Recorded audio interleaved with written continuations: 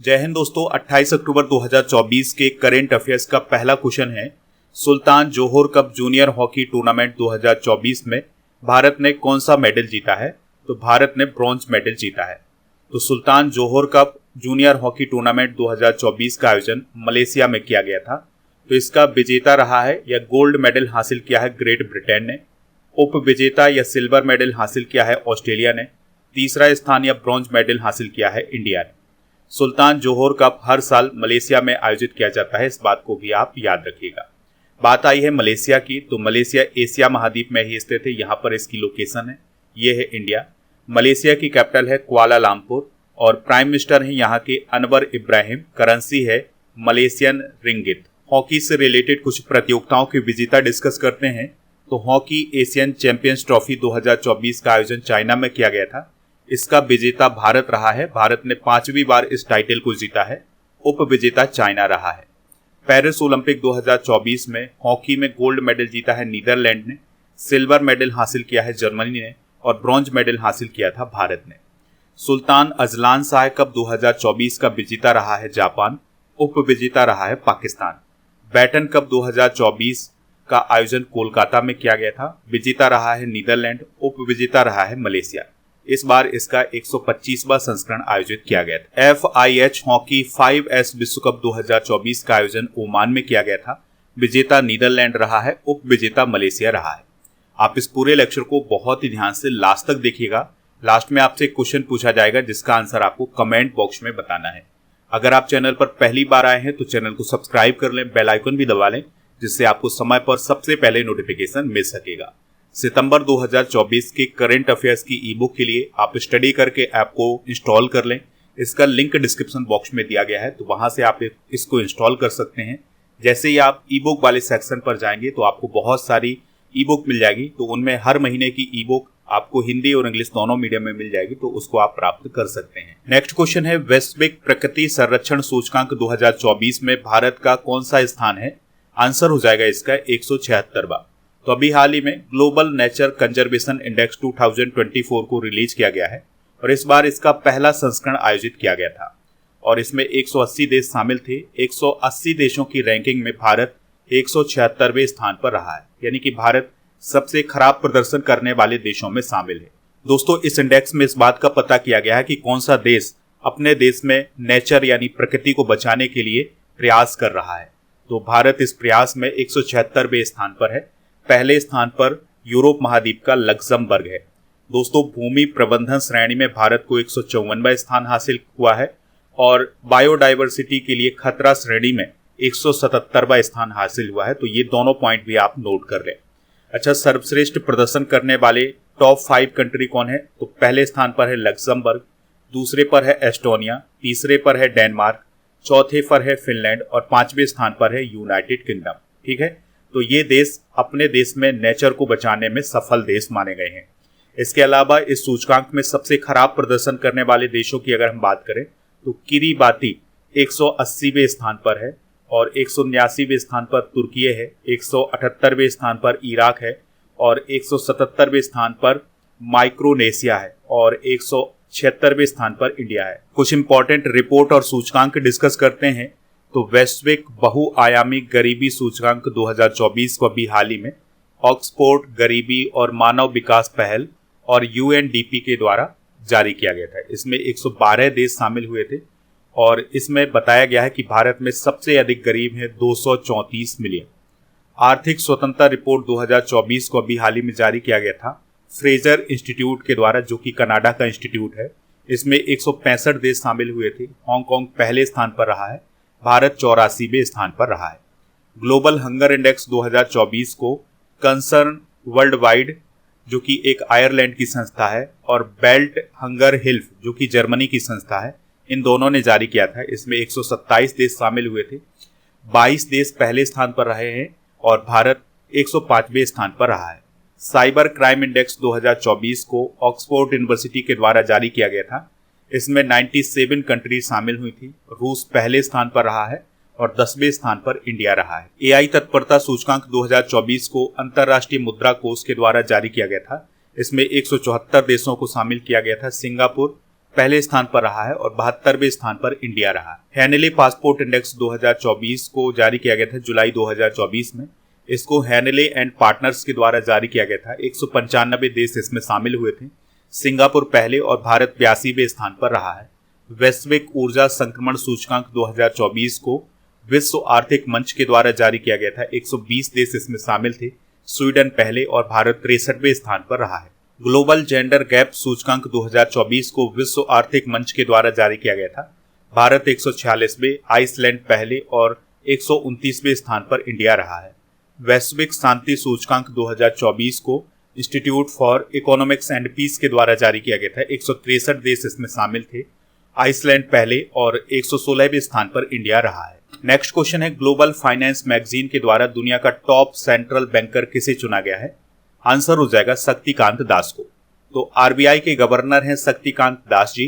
तो उन्हें अभी हाल ही में अमेरिका में स्थित ग्लोबल फाइनेंस मैगजीन के द्वारा लगातार दूसरे साल दुनिया का टॉप सेंट्रल बैंकर चुना है। ठीक है, यानी कि पिछले साल 2023 में भी उन्हें दुनिया का टॉप सेंट्रल बैंकर चुना गया था।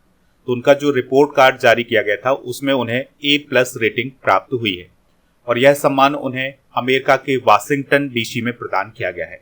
शक्तिकांत दास को यह सम्मान महंगाई पर कंट्रोल करने, इकोनॉमिक ग्रोथ, करेंसी में स्टेबिलिटी और ब्याज दरों पर कंट्रोल करने के लिए प्रदान किया गया है। पिछले साल जून में लंदन में सेंट्रल बैंकिंग अवार्ड 2023 में गवर्नर ऑफ द ईयर भी किसे चुना गया था? शक्तिकांत दास को। दोस्तों, शक्तिकांत दास आरबीआई के 25वें गवर्नर हैं।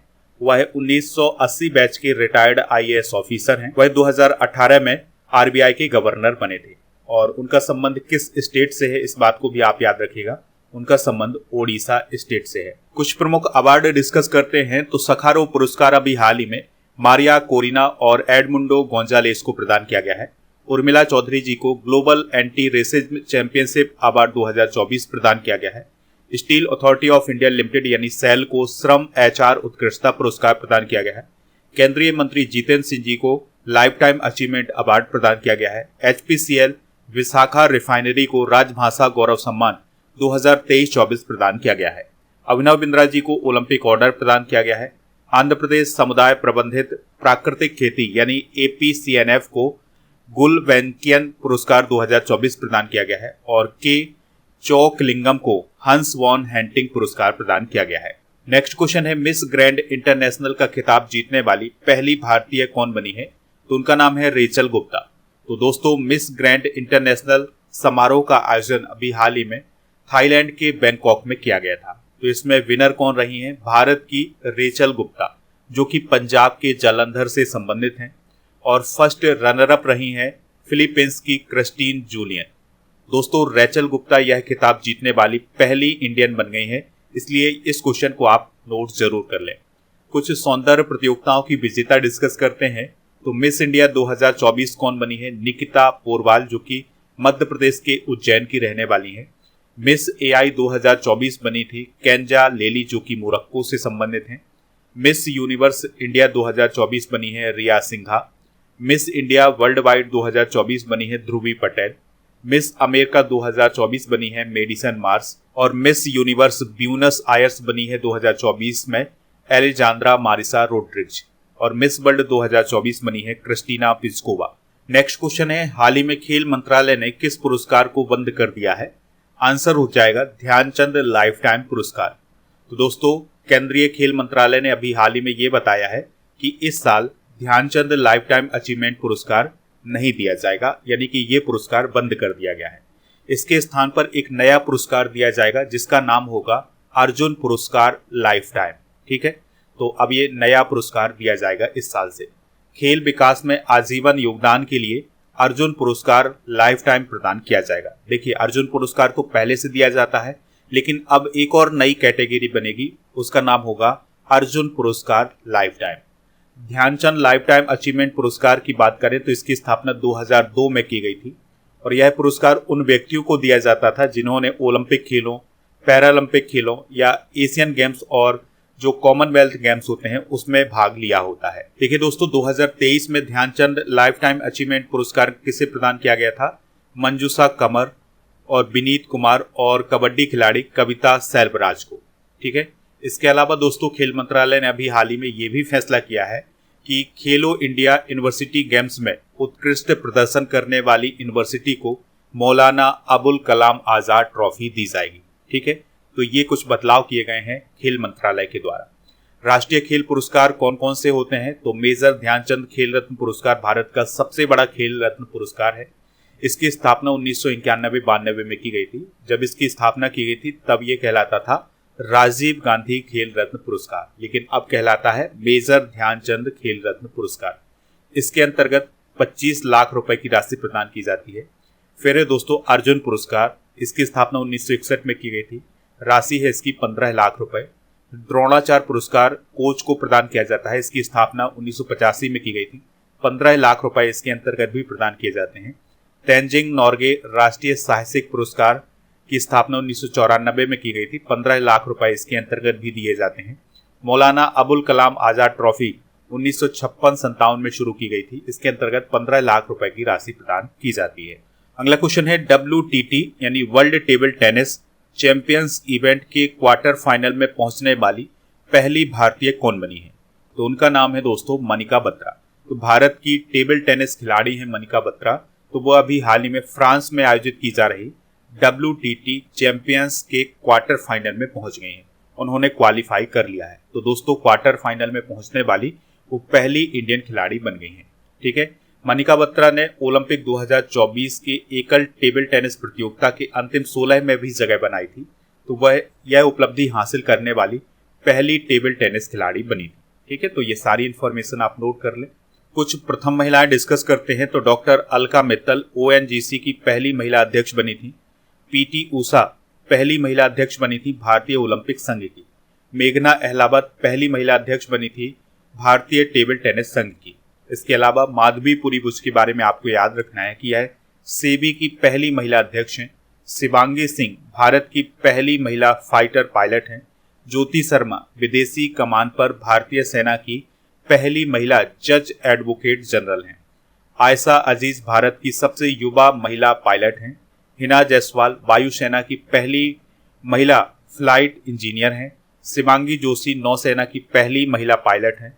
इंदु मल्होत्रा सुप्रीम कोर्ट में जज बनने वाली पहली महिला वकील हैं। अगला क्वेश्चन है एक्सिस बैंक के MD और CEO कौन बने हैं? आंसर हो जाएगा अमिताभ चौधरी।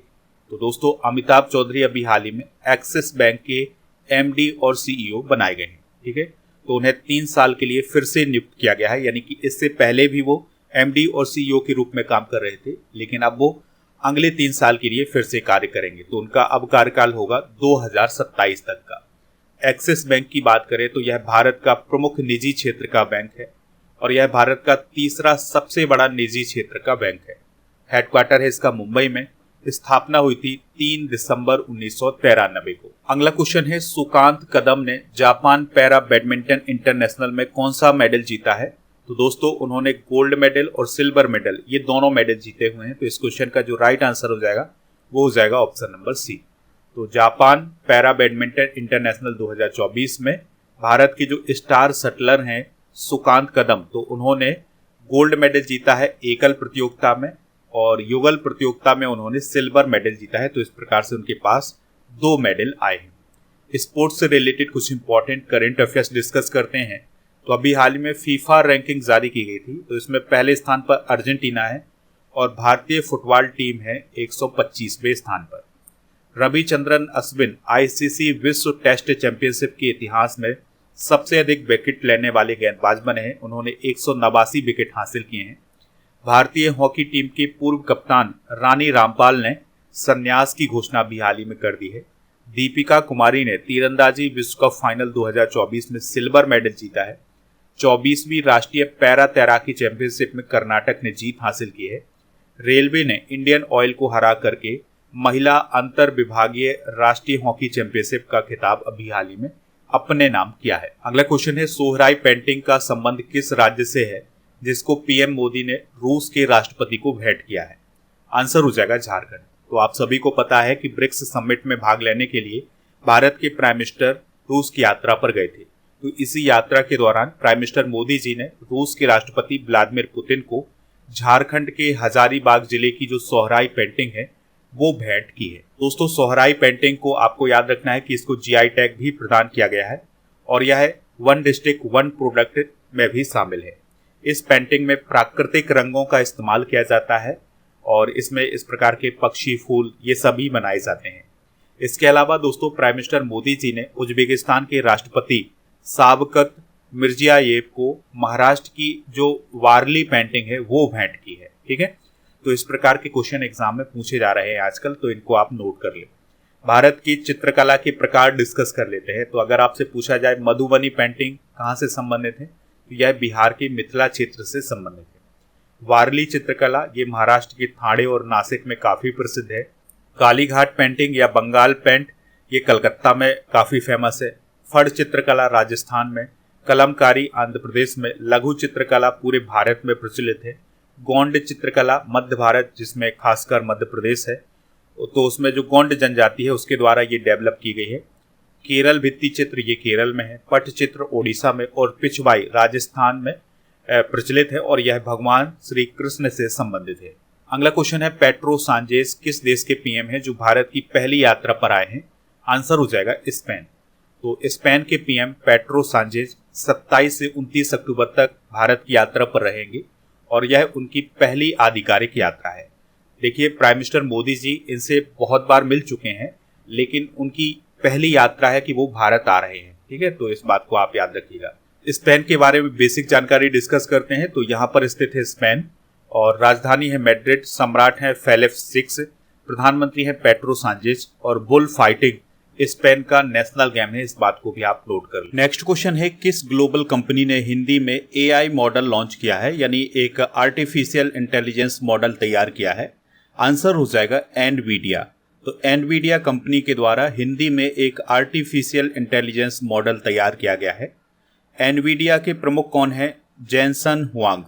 दोस्तों एनवीडिया अमेरिका की एक सेमीकंडक्टर चिप बनाने वाली कंपनी है। अगला क्वेश्चन है किस राज्य में पतंजलि के द्वारा 1000 करोड़ रुपए का निवेश किया जाएगा? आंसर हो जाएगा मध्य प्रदेश। तो मध्य प्रदेश में पतंजलि कंपनी 1000 करोड़ रुपए का निवेश करेगी और ये निवेश किया जाएगा फूड प्रोसेसिंग, पर्यटन, आईटी और सोलर के क्षेत्र में। नेक्स्ट क्वेश्चन है ब्रिक्स शिखर सम्मेलन 2025 का आयोजन किस देश में होगा? आंसर हो जाएगा ब्राजील में। तो अगले साल यानी कि 2025 में ब्रिक्स शिखर सम्मेलन किस देश में होगा? ब्राजील देश में होगा और 2024 में इसका आयोजन रूस में किया गया है। दोस्तों ब्रिक्स के कितने मेंबर हैं? 9 मेंबर हैं। रूस, चाइना, भारत, ईरान और मिस्र, संयुक्त अरब अमीरात, दक्षिण अफ्रीका, ब्राजील और इथियोपिया। अगला क्वेश्चन है पहली बार कृत्रिम गर्भाधान यानी आर्टिफिशियल इंसेमिनेशन के द्वारा ग्रेट इंडियन बस्टर्ड का जन्म किस राज्य में हुआ है? तो इसका जन्म हुआ है राजस्थान में। तो राजस्थान के जैसलमेर जिले के सुदासरी ग्रेट इंडियन बस्टर्ड प्रजनन केंद्र में कृत्रिम गर्भाधान के माध्यम से एक ग्रेट इंडियन बस्टर्ड पक्षी का जन्म हुआ है। ठीक है, तो ये काफी इंपॉर्टेंट क्वेश्चन है, इसे आप नोट जरूर कर लें। अगला क्वेश्चन है विनोग वन्यजीव अभयारण्य किस राज्य में स्थित है जहां 95 पक्षी प्रजातियां और 22 तितली प्रजातियां देखी गई हैं? आंसर हो जाएगा उत्तराखंड। ठीक है, तो ये जो वन्यजीव अभयारण्य है यह राजाजी नेशनल पार्क का एक पार्ट है। तो ये थे आज के करंट अफेयर्स के क्वेश्चन। चलिए अब हम कल के करंट अफेयर्स के क्वेश्चन एक बार रिवाइज कर लेते हैं। 2024 का सखारो पुरस्कार किसे प्रदान किया गया है? मारिया कोरिना मचाडो और एडमंडो गोंजालेज को। 21वीं पशुधन जनगणना का उद्घाटन किसने किया है? राजीव रंजन सिंह ने। इंटरनेशनल कॉपर एसोसिएशन में कौन सी कंपनी शामिल हुई है? हिंडाल्को इंडस्ट्रीज। सिम्बेक्स अभ्यास 2024 कहां आयोजित हुआ है? भारत सिंगापुर के बीच में, विशाखापत्तनम। किस देश ने विदेशी अस्थायी कर्मचारियों की भर्ती के लिए नियम सख्त कर दिए हैं? कनाडा। बिहार में पहले ड्राई पोर्ट का उद्घाटन कहां किया गया है? बिहटा। भारत और किस देश ने पहला समुद्री साझेदारी अभ्यास हिंद महासागर में आयोजित किया है? जर्मनी। किस देश ने 15 साल तक के बच्चों के लिए सोशल मीडिया के इस्तेमाल पर बैन लगा दिया है? नॉर्वे। नीना मल्होत्रा किस देश में भारत की एम्बेसडर बनी है? स्वीडन। LAC के पास से भारत और किस देश के सैनिकों ने वापसी शुरू कर दी है? चाइना। अलमाटी ओपन 2024 टेनिस किस देश में आयोजित हुआ है? आंसर हो जाएगा कजाकिस्तान। तो इसमें युगल का खिताब ऋत्विक बोलीपल्ली और अर्जुन खाड़े की जोड़ी ने जीता है। विश्वजीत मोरे ने अंडर 23 कुश्ती विश्व चैंपियनशिप में कौन सा मेडल जीता है? ब्रॉन्ज। विटनेस नामक पुस्तक किसकी ऑटोबायोग्राफी है? साक्षी मलिक की। स्काई स्कैनर के अनुसार 2025 में भारतीयों के लिए सबसे लोकप्रिय गंतव्य शहर कौन होगा? शिलोंग। और प्रवासी परिचय 2024 कार्यक्रम का आयोजन कहाँ किया गया था? रियाद में। आज के जनरल नॉलेज के पिटारे में हम वैज्ञानिक एवं अनुसंधान संगठनों के प्रमुख डिस्कस करेंगे। इसरो के अध्यक्ष हैं एस सोमनाथ, परमाणु ऊर्जा आयोग के अध्यक्ष हैं ए मोहंती, परमाणु ऊर्जा नियामक बोर्ड के अध्यक्ष हैं दिनेश कुमार शुक्ला, भाभा परमाणु अनुसंधान केंद्र के निदेशक हैं विवेक भसीन, और डीआरडीओ के अध्यक्ष हैं समीर बी कामत, और सीएसआईआर की महानिदेशक हैं नल्ला थम्बी कलाई सेल्वी, और औद्योगिक एवं विकास अनुसंधान परिषद के अध्यक्ष हैं टी रामासामी, और विक्रम साराभाई अंतरिक्ष केंद्र के डायरेक्टर हैं डॉक्टर उन्नी कृष्णन नायर। दोस्तों, अब हम पिछले करंट अफेयर्स को रिवाइज करने वाले हैं। तो किस राज्य में स्थित चराई देव के मोइदम को भारत के 43वें विश्व विरासत स्थल के रूप में घोषित किया गया है? असम। किस मंत्रालय ने इस्पात आयात निगरानी प्रणाली 2.0 पोर्टल को लॉन्च किया है? इस्पात मंत्रालय। भारत के 500वें सामुदायिक रेडियो स्टेशन की शुरुआत कहाँ की गई है? आइजोल।